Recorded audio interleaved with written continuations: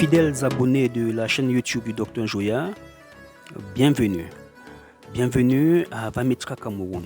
Aujourd'hui, nous allons parler de l'absence des règles.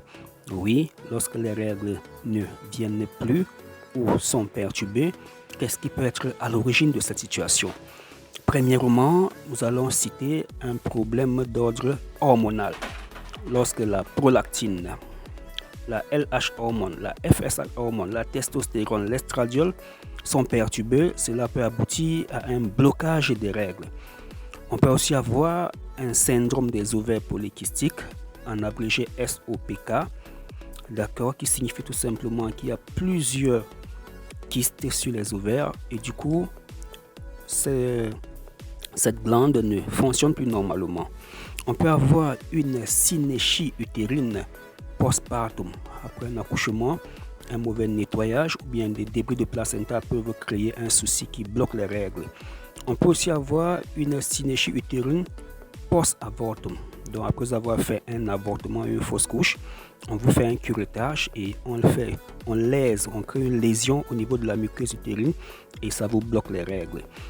Et aussi, le plus souvent, c'est un blocage psychologique lié à la peur de la ménopause. Parce que vu l'âge qui s'avance, plusieurs ont souvent peur de ne pas accoucher et du coup, les règles peuvent se bloquer.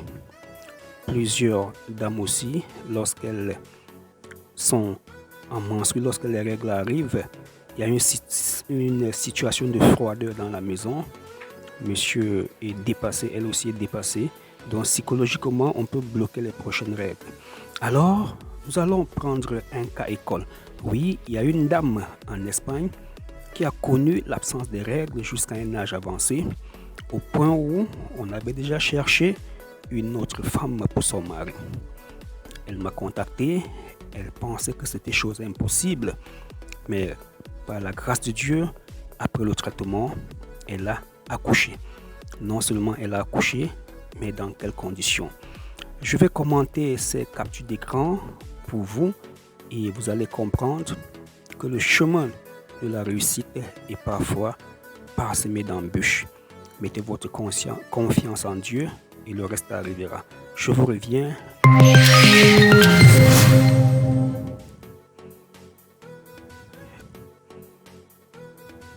Mesdames et messieurs, merci d'être restés de nôtres. Voici une dame qui m'avait contacté depuis l'Espagne pour des problèmes d'absence de règles. Elle pensait qu'il s'agissait d'une ménopause.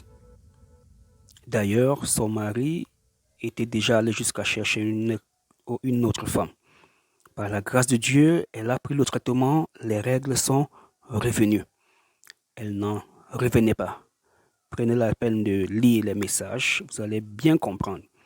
Ici, elle souhaitait avoir les jumeaux parce que j'avais posté sur mon statut une patiente qui avait accouché les jumeaux.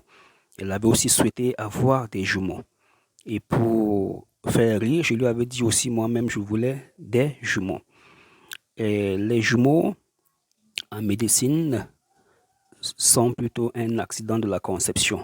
C'est quelque chose qui ne devrait pas arriver, c'est pas normal en médecine. Voilà pourquoi une grossesse gémellaire est une grossesse à risque qu'on doit surveiller.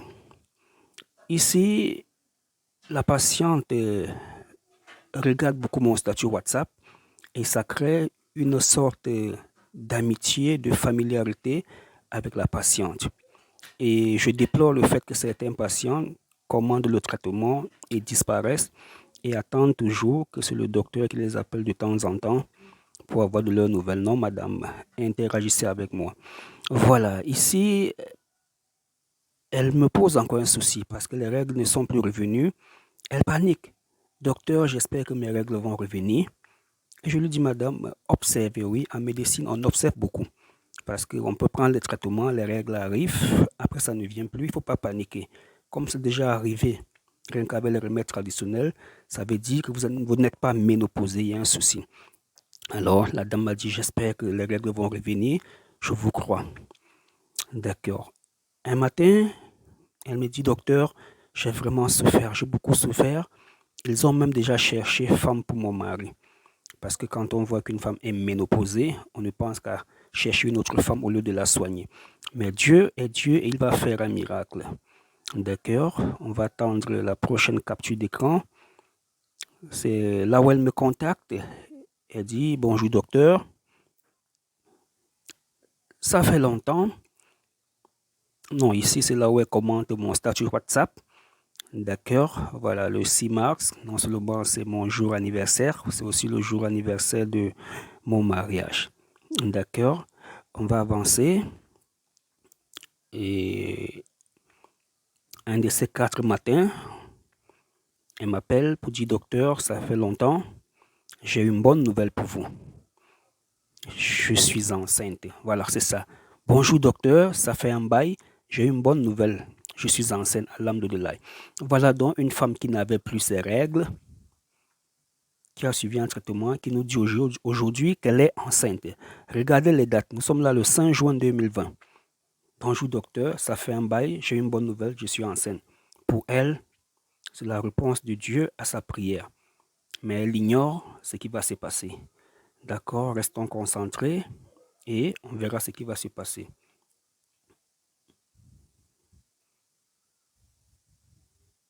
Bonjour docteur, j'ai accouché à mon 6e mois de grossesse. Vous voyez, regardez la date. Elle a accouché à son 6e mois de grossesse. Non seulement on l'a traité déjà de femme ménopausée, ses règles étaient parties. On est allé même jusqu'à chercher une femme pour son mari. Et voilà, par la grâce de Dieu, ces règles arrivent. Après ces règles, une bonne nouvelle, elle tombe enceinte. Et plus tard, un choc encore, elle accouche à son 6e mois. D'accord? Et qu'est-ce qu'il y a lieu de faire? On lui dit non, le bébé va rester très longtemps à la maison, à l'hôpital. Alors, effectivement, le bébé va rester à l'hôpital. C'est là où j'interviens pour dire attention, en matière de néonatologie, je fais confiance à la médecine moderne. Donc, si vous avez une grossesse, vous faites un accouchement prématuré, confiez votre bébé au médecin, ils en savent quelque chose, les pédiatres et autres. D'accord? Et beaucoup d'exhortations à cette dame. Ça va aller, ça va aller. D'accord? Elle a dit peut-être qu'elle va faire 2 mois à l'hôpital. Et la bonne nouvelle, c'est lorsqu'elle m'appelle pour me dire qu'elle est à la maison avec son bébé, avec sa fille. D'accord? Parce que plusieurs femmes pensent qu'il suffit d'avoir des trompes débouchées pour croire que tout va aller. Voilà. Docteur, bonjour docteur, je vais bien. Le bébé aussi se porte bien, alhamdoulilah. Dieu est grand. D'accord? Voilà. Donc on va continuer. Et il est important de savoir que le côté psychologique, la prière, la foi compte dans ce processus, dans ce chemin. Alors voilà, là où cette dame, elle me revient, dire, j'ai enfin ma fille à la maison, Dieu merci, tout va bien, voilà. J'ai enfin ma fille à la maison, Dieu merci, tout va bien. Vous sentez donc qu'il s'agit d'une femme déterminée quand elle dit j'ai enfin. Donc c'était un long combat. Donc mesdames et messieurs, il était important pour moi de vous faire revivre le parcours atypique de cette dame afin que vous puissiez vous aussi avoir un moral d'acier pour affronter tout ce qui va se passer, tout ce qui va vous arriver. Donc arrêtez de vous morfondre, de pleurnicher. C'est dur, mais lorsqu'on s'accroche, on fait confiance à Dieu, il ouvre toujours une porte pour vous. C'était le docteur Joyard, toujours à vos côtés pour vous encourager. Merci d'être resté de nous.